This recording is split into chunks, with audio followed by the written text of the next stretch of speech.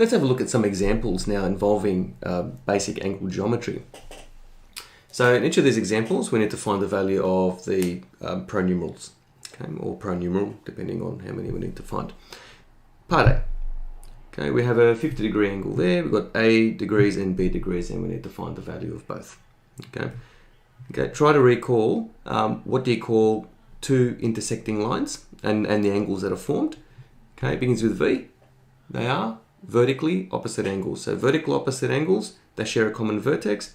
The opposite angles are equal to each other. Okay, so B is equal to 50 degrees. Okay, so I might just write that here. So that's 50. Okay, what's angle A? Okay, there's two ways we can do this. We can see that they are angles at a point. Okay, so all of these angles would add up to 360 degrees. Or we can see that A and B, okay, are supplementary and they must add up to 180 degrees. Okay, so I might just do it that way. So 50 plus A is equal to 180 degrees. Therefore, A must equal 130 degrees. Okay, and the reason for that is supplementary angles.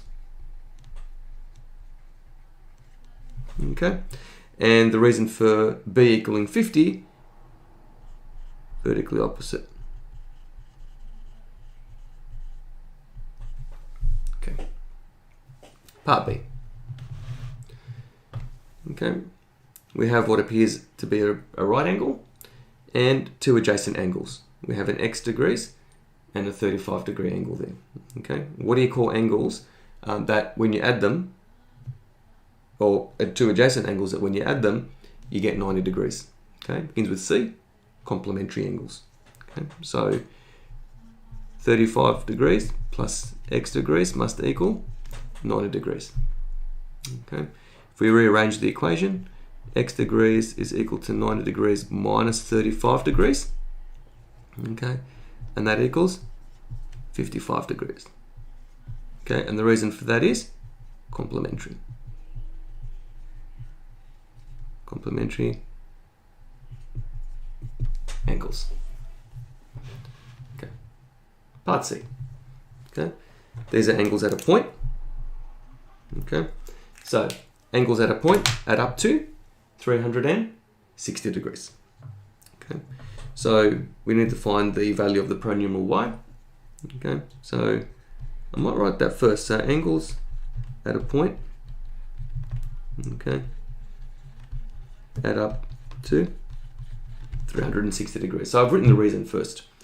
So y degrees is equal to, so if we start off with 360, and we're going to subtract out all the known angles. So we're going to subtract 90, subtract 25 degrees, and subtract 100 degrees. Okay.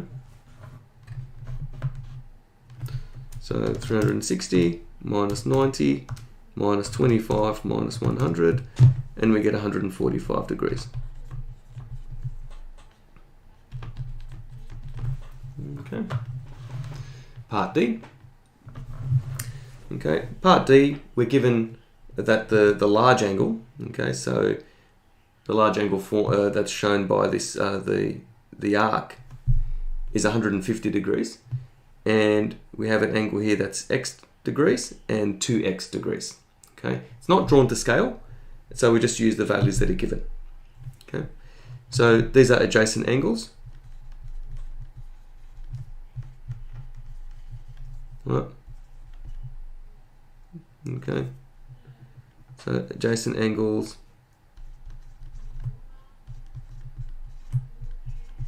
add up to 150 degrees.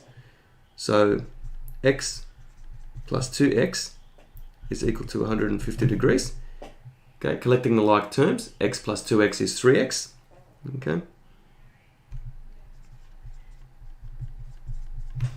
3x equals 150 degrees, dividing both sides by 3, we have x equals 50 degrees. Okay, so that's 50 degrees. So what must this angle here be? Right, that must be 100 degrees because it's 2x. Okay, 2 times 50 gives us 100 degrees. So that's 100, that's 50. Last example. Okay. We have a straight angle. Okay. 65 degrees is one of the angles. Again, a pair of adjacent angles. There's a common arm there. And we want to find the value of W. Okay. So these angles will be supplementary.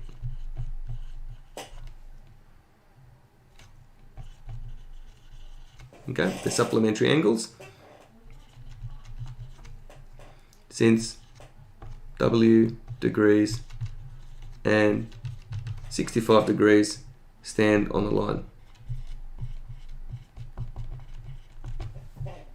Okay. So that means then that W plus 65 degrees is 180 degrees. Rearranging the formula.